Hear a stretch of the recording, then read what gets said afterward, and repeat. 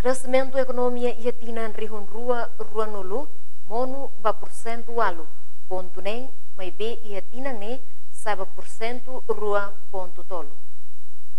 Questão ne foi o ministro Finanças Rui Gomes, ba jornalista segunda ne a Parlamento Nacional. Kita ni crescimento econômico tinan conto positivo. Kita até kata 2020 ia mono ba 8,6%. Kita aqui do tina hito, nessa mos 2013 madei e a 2021 então começa a sair 1,5%. Se está açúcar, por exemplo, se menos 8,6 mais 1,5, né, 10% de crescimento, portanto está subindo.